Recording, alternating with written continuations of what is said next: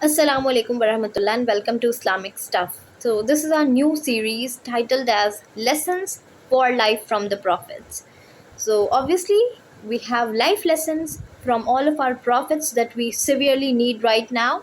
So I'm thinking of starting it as a series, and let's get back to Adam alayhi salam, starting from the very first prophet and the very first human being. So every human make mistakes, but the difference between ruin and redemption is what? One step towards Allah subhanahu wa ta'ala. So whenever we talk of Adam alayhi salam, we remember him not because of the mistakes he committed, not because he ate from the forbidden tree, because he was influenced by the whisperings of Iblis. Rather, we remember him for repentance. He was the first person who asked Allah subhanahu wa ta'ala for his forgiveness, who asked Allah subhanahu wa ta'ala to show him mercy. You know, the dua in the Quran, our Lord, we have wronged ourselves, and if you do not forgive us, we would surely be among the losers. He and Hawa ate from the forbidden tree because of the influence of Iblis, the Satan. So, you know, the thing which I like most about the story of Adam alayhi salam is we don't remember him for the mistake he did. We remember him for the repentance he asked for. We remember him for the forgiveness he asked from the Lord of the heavens and the earth. And he was forgiven, and it was stated in the Quran. So, if we, look at the story of Adam alayhi salam and try to, figure it out at levels, first of all, he committed mistake. What he didn't do, he didn't justify his mistake like we do in today's time and age. Whenever we commit a mistake in our relationships, in our workplaces, in making any sort of decision in any aspect of our life, the first thing we do is we justify our ways. You know, the John Milton, he stated in Paradise Lost, justify the ways of God to man. What we do in today's time, we justify the ways of man to God. We started justifying things to people and to God. We did this because of certain thing. But guess what? We don't need to do this. All we need is to own up to our mistakes and to admit that yes, I have committed it, and I am absolutely sorry for the fact that I've committed it. And it should reflect in your action, not just in your words. From the story of Adam alayhi salam, we knew that Allah subhanahu wa ta'ala created him, placed him in heaven, gave him Hawa, and asked him not to eat from certain tree. Satan came, he whispered, Adam and Hawa ate from the forbidden tree. They slipped, but immediately they realized their mistake, and then they asked for forgiveness from Allah subhanahu wa ta'ala, the very dua I mentioned a few minutes back. So Allah subhanahu wa ta'ala forgive them.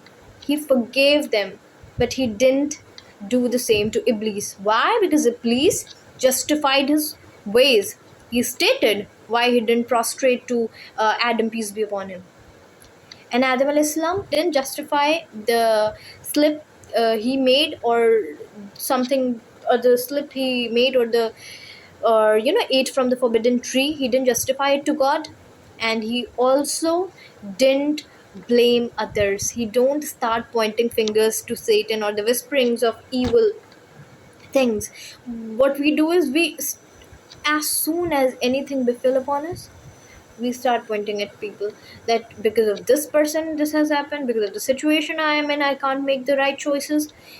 But you don't need to do all these things. It will kind of uh, fill your head with filth and make you more somebody who holds grudges, and make you a filth ground kind of a person. You don't need to be somebody who points finger at others. We need to learn that from Adam alayhi salam. We don't need to justify our problems, we don't need to blame others, and we don't need to delay the process of getting back to or returning back to Allah subhanahu wa ta'ala. We need to start it from somewhere. We need to admit our mistakes.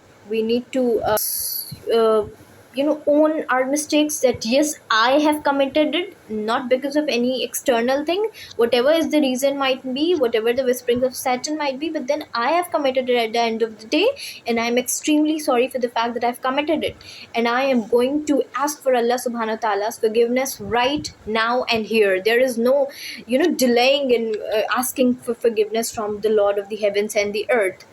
And it's kind of a blueprint. You admit your mistakes, you ask forgiveness, you mend your ways, and you continue doing it throughout your entire life. You keep returning back to Allah subhanahu wa ta'ala. So this is something which really, really inspires me, and which really, gives me a boost from the story of Adam alayhi salam, that he is not remembered for the fall, he is remembered for the rise.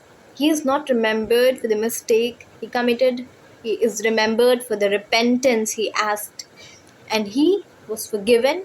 And so can we, if we ask it sincerely from the Lord Almighty. On if we have wronged ourselves before Allah, if we have wronged others, we need to seek forgiveness from the Lord, from the people, and we need to make it, you know a promise to ourselves that we are not going to commit it again. Why? Because we don't want at any cost to jeopardize our relationship with the Lord of the heavens and the earth, do we?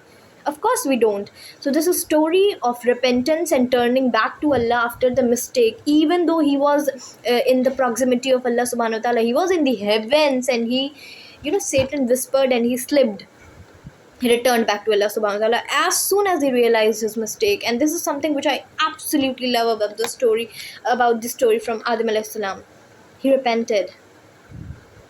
And Allah subhanahu wa ta'ala made us somebody who has the potential to commit mistakes, to get influenced by evil whisperings, as we say. But then he also, made us with the potential to return back to him, to realize our mistake, to, get back to our fitra, to able to read and analyze that yes, we did commit a crime. But either we start sugarcoating it, either we start blaming it, either we start justifying it just like Satan or Iblis did, or we have the figure of somebody who returned back to Allah subhanahu wa ta'ala and was admitted in the mercy of Allah subhanahu wa ta'ala and was forgiven. So we have him as an example, we have Adam alayhi salam as an example, and we should look up to him in, especially in today's time and age.